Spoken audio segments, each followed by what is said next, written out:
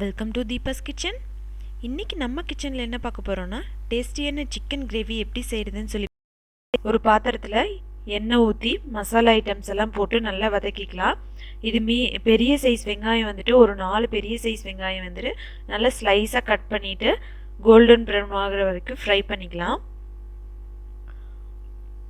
தக்காளி ஒரு medium size தக்காளி 4 கட் பண்ணி வச்சு அதோடையும் சேர்த்தி போட்டு வதக்கிக்கலாம்.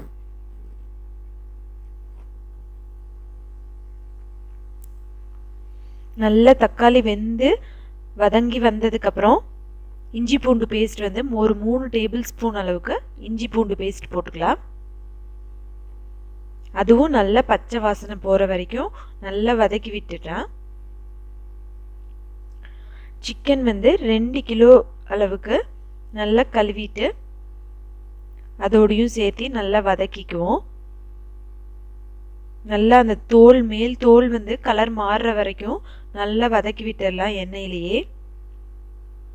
1 ஸ்பூன் அளவுக்கு மஞ்சள் தூள், வரமிளகாய் தூள் உங்கள் காரத்துக்கு தேவையான அளவு நீங்கள் போட்டுக்கலாம். ஆச்சி குழம்பு மிளகாய் தூள் வந்துட்டு போட்டுக்கலாம். நம்ம மசாலா எல்லாம் போட்டதுக்கப்புறம் நல்லா பெரட்டி விட்டுடலாம். இந்த சிக்கனோட அந்த காரம் வந்து நல்லா பிடிக்கிற மாதிரி பெரட்டி விட்டுட்டு இதுக்கு தேவையான அளவு உப்பு சேர்த்துக்கலாம்.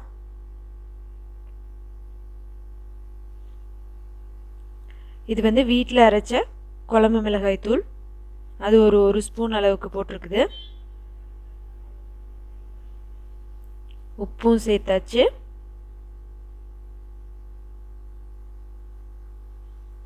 இது நல்லா எல்லாம் கலந்து வந்ததுக்கப்புறம் இந்த சிக்கன் வேகிறதுக்கு தேவையான அளவு தண்ணி ஊற்றி வேக வச்சிடலாம்.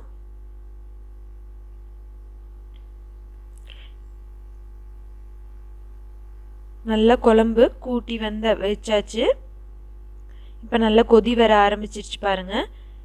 இந்த ஸ்டேஜில் உப்பு காரம் எல்லாம் பார்த்துட்டு நீங்கள் ஒரு தட்டு போட்டு மூடி வச்சிடலாம்.